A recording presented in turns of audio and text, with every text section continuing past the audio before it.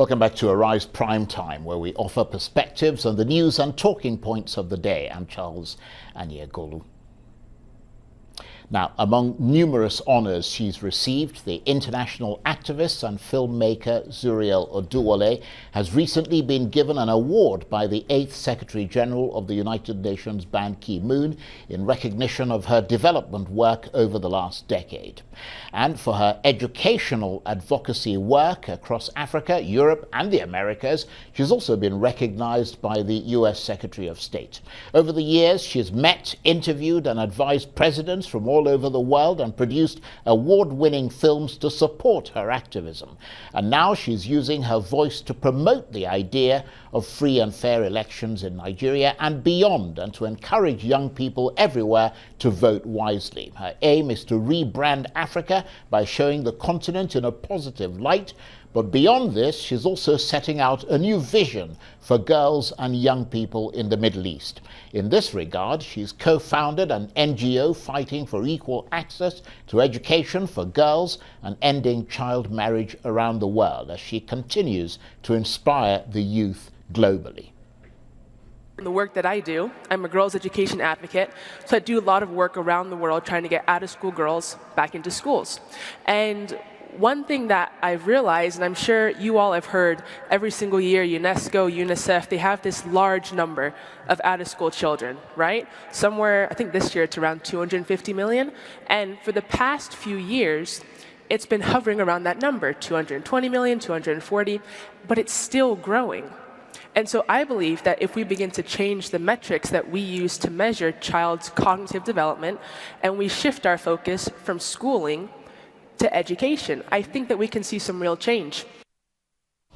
That's Zuriel Oduwole there, and I'm suitably delighted to say that the international activist and award-winning filmmaker Zuriel Oduwole joins me now on the line from California. Zuriel, great to see you. I guess beyond wishing you a happy new year, congratulations are in order, because, I mean, you were given the Leadership Award by the former UN Secretary General Ban Ki-moon for your work in global development. And I understand you are the youngest person to receive that award. If they say so. Thank you so much, Mr. Charles. It's always so good to be on the program. And you've been busy, haven't you? I mean, in the last 4 months or so, you've been meeting world leaders, as you would, attending the UN General Assembly, launching a gender development initiative, and speaking at the global conference in Saudi Arabia held by Crown Prince Mohammed bin Salman. Briefly, tell us a little bit about all that. Well, like you said, Mr. Charles, it has been a pretty busy last couple of months. The end of 2022 was just so packed. But again, any chance I have to add my voice or to try and add value to something to help improve the lives of girls across the African continent and even the rest of the world, I'm always so honored and so excited. You know, you mentioned some of the world leaders that I've met. Honestly, it's a true honor when anyone asks or even allows me to share my ideas on any topic. And especially when it's a country's president or prime minister, that's just a huge responsibility. But just recently, a couple of weeks ago, I met with President George Weah of Liberia, and I met with some of his cabinet ministers as well. I believe it was the ministers of gender, the minister of commerce, the minister of health, and I believe his foreign affairs minister was also there as well. And again, first, as a girl education advocate, we had some discussions around the topic of girls' education and how to add serious value, because, as you know, like Liberia had a horrible civil war that ended in the late 90s. And whenever there's wars, it tends to leave scars. But a bigger issue that we talked about was about their tropical rainforest and their powerful earth balance role in climate and helping keep the world carbon neutral. I mean, as you know, rainforests produce about 20%, I believe is the figure, of the world's oxygen, and they store so much carbon dioxide, which helps keep the world carbon neutral. But, you know, guess what happens when we cut down these rainforests, whether it's for furniture or for food or for fuel? Well, we're beginning to see an increase in carbon footprints and an increase in the greenhouse effects, because, you know, the Congo rainforest on the African continent is actually the last carbon positive rainforest in the world because of serious deforestation of the Amazon rainforest in South America. So the Congo rainforest is the last carbon positive rainforest in that it takes in more carbon dioxide and releases enough oxygen to help balance the world's carbon footprint. So in Liberia, they also have rainforests. And so one of the things that we sat down and talked about was the role that their rainforest could play in reducing the overall carbon footprint.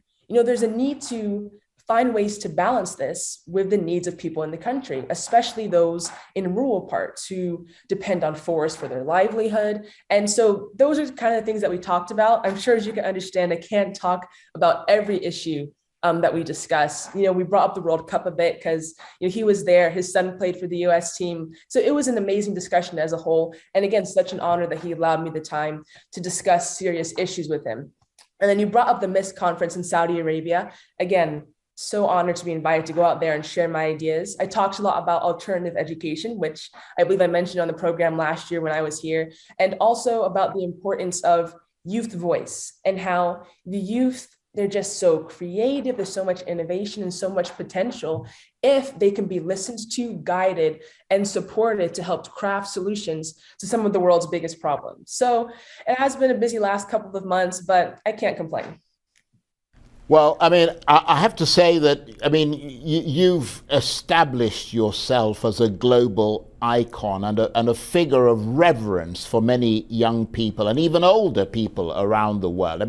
You have an extraordinary reach in a country like Nigeria, for example, where your father originally comes from. As you know, the presidential elections are just a few weeks away, and more than 70% of the registered voters are between the ages of 18 and 49.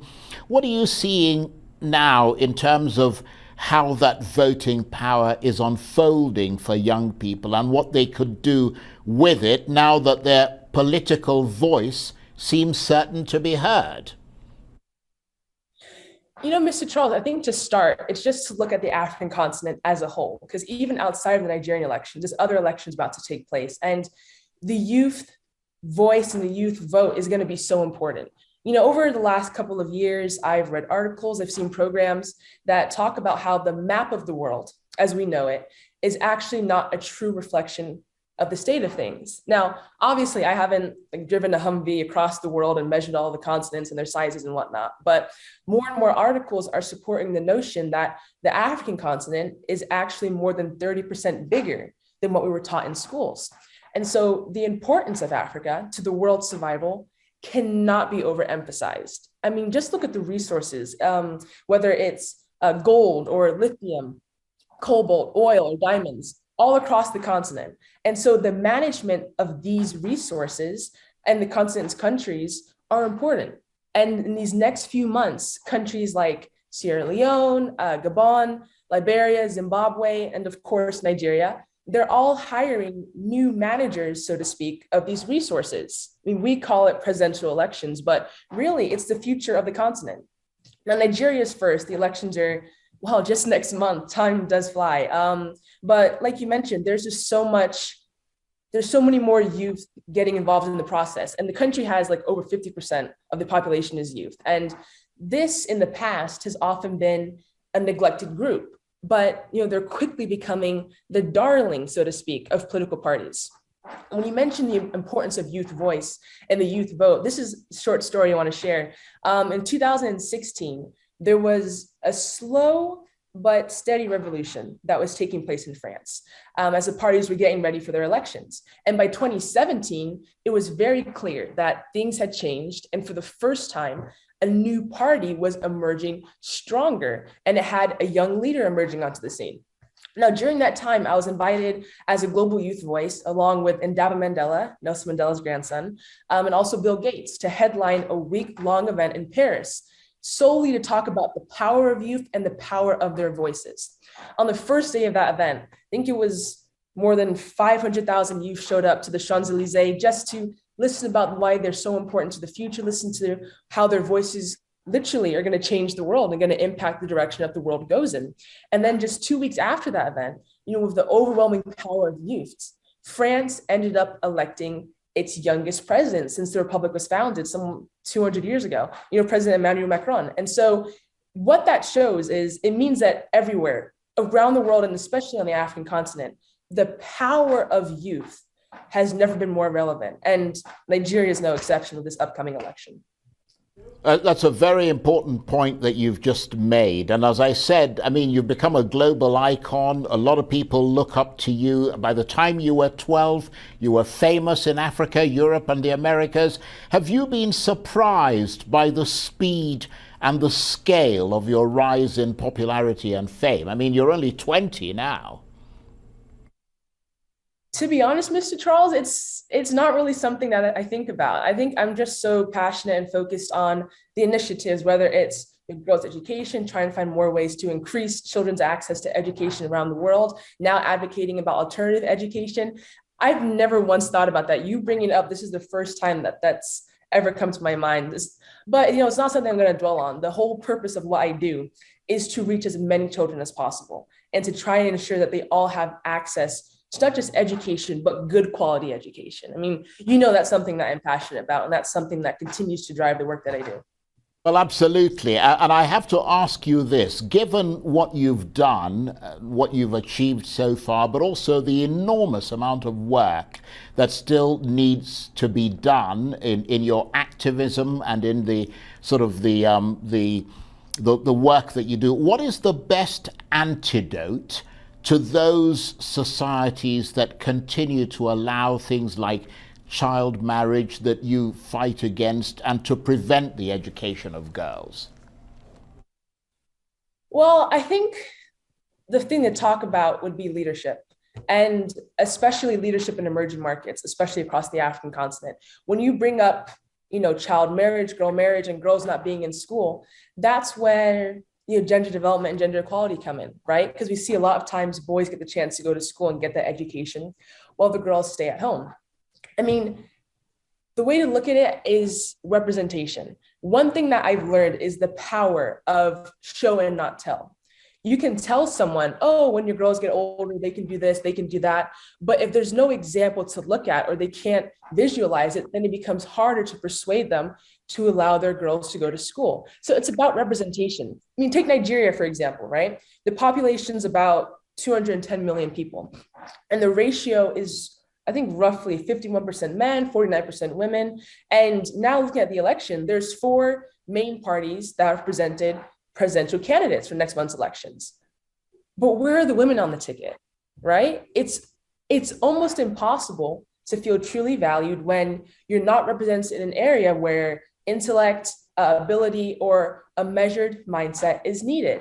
I mean, it's almost like they're saying that women aren't intelligent enough, or they don't have the ability, or they don't have the measured mindset to manage national affairs. So representation is just so important. I mean, if you look at the World Trade Organization, for example, right? The Director General, they're in charge of this org that governs all aspects of global trade. It's a woman, but it's a Nigerian woman.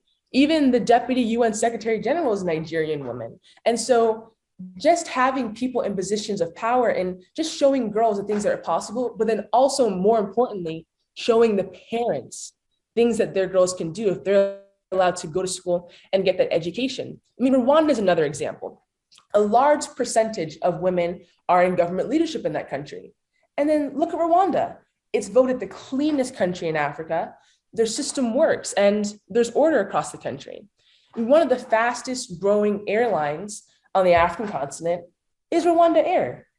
And their CEO, I mean, you guessed it, is also a woman, Yvonne Andrew. Whenever I'm meeting with these world leaders, one thing I always do is I try to show myself as an example of what the girls in their countries can do if they're allowed to go to school and get that education, and if they're supported by their families. One of the leaders I met with, President Akufo-Addo of Ghana, I sat down with him. I also sat down with his gender minister to discuss issues that affect the power and position of women. I mean, it starts when they're girls, right? And he understood the value of women in government, and he even asked me to help bring specific awareness of this issue to Ghana, which, like I said at the beginning, always glad to help and lend my voice wherever possible. Another leader that I met with, President Abdel Fattah el-Sisi of Egypt, who's one of the most influential leaders in the Middle East. Right. We sat down and we talked about many things. including the inclusion of youth, girls, and young women. I mean, Egypt has this program, the World Youth Forum. It's an annual program, and they bring youth from all over the world to share ideas, their innovation, and their creativity. And he actually turned over the planning and the budget for this program, which is well in the millions. He turned it over to young people and young women. And the program's being successfully run. I mean, just recently, before meeting President Weah, I had the opportunity to sit down with President Eric Masisi in Botswana. And the core of our discussion was in gender development. So I think a lot more has to be done, especially at the leadership level, to ensure that there's gender parity across the African continent. And in this season, youth can make such a huge difference in that area with their voices and with their votes. And then going back to representation. Okay, Zuriel, I have to interrupt you there. I really apologize. Fascinating talking with you.